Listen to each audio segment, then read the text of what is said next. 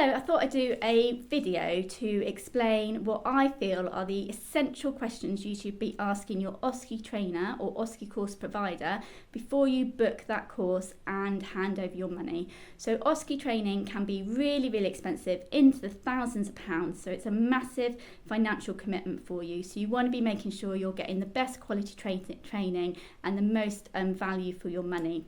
Now, there's a lot of OSCE training courses and a lot of independent OSCE training courses. Some of them are really good and some of them are very poor quality, I'm afraid.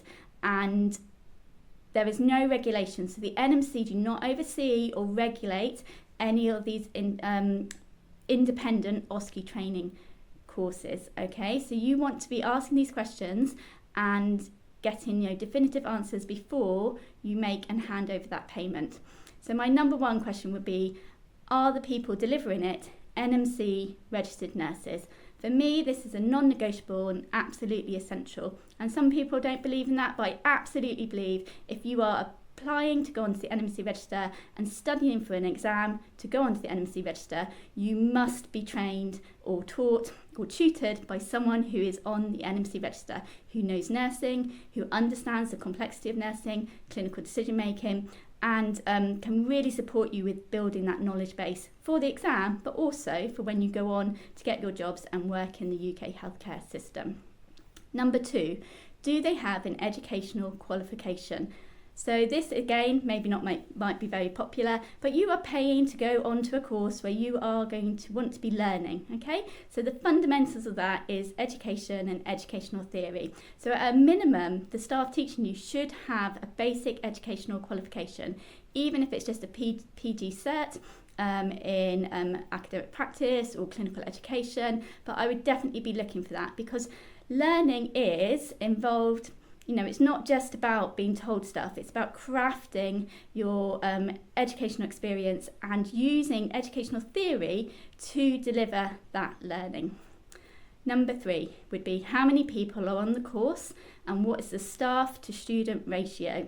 Sitting in a large classroom of 30 or 40 or even 20 to 30 nurses and be taught by one person is not an effective way to learn, okay?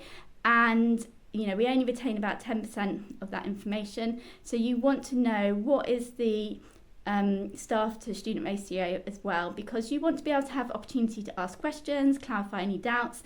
And if you're in a big room, lots of people, that is very difficult.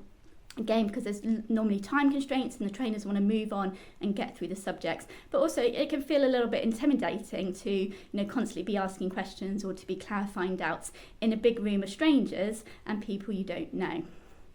So we've done 1, 2, 3, so 4. My next question would be, how is the course delivered?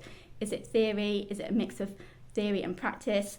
Like I said, if you're just sat in a classroom all day being read PowerPoints, it's not going to help you pass that OSCE exam, okay? It's a practical course. Yes, you need to understand the theory and the requirements of the exam, but you need to be practicing. You need that hands-on experience in order to confidently go and pass this exam. And that leads me on to point number 5. So how much time in this course or programme will I get practicing? And whether that's online practicing with a trainer or whether that is face-to-face practicing, you need to physically do these stations and these clinical skills stations, and you need to get a feel for that and feel for time and put yourself through that process as you would do in the exam. My next question would be how many opportunities are there for you to get personal feedback? So feedback is the most important and effective thing when we look at education and improving people's outcomes and passes and assessments is feedback. We have to know what we're doing well and what we need to improve on, areas where we can save time, areas where we're doing unnecessary practice. So getting feedback is essential. So how are they going to deliver that feedback to you? Because otherwise you'll have no idea if what you're doing is correct or not correct.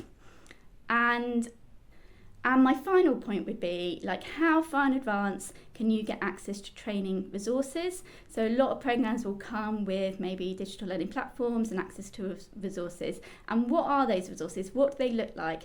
You know, what are you getting which you cannot get freely available on the internet already? Okay, what are you paying a premium for should be something of high quality and is going to support and enhance your training and your knowledge.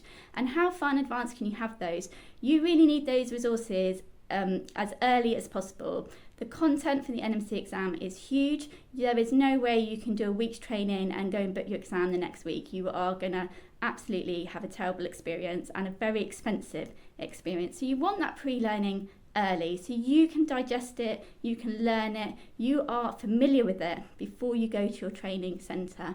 So I don't agree in having like limited time frames and where you can access training material. And also everyone is different. Some people need that material a long way in advance. Maybe they're working, maybe they've got children. Okay, so as soon as you want to start studying, you want to have access to that material.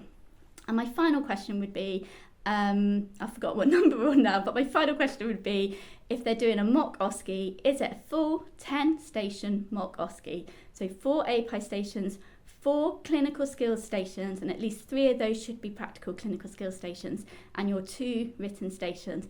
Otherwise, that is not a full mock OSCE. A mock OSCE should be exam conditions, you should be doing your 10 stations, and you should get feedback on every station as well. Otherwise, that mock OSCE progress is not really as helpful as it could be. You want that personalised feedback so you know exactly where you need to go away and work on your areas.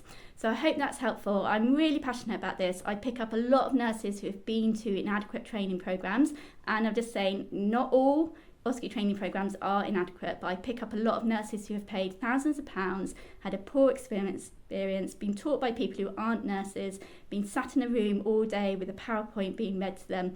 You are adults, you can read PowerPoints, you can get that information off the internet. That is not what you're looking for in a training programme. So always think about the quality of what you are getting as opposed to the quantity.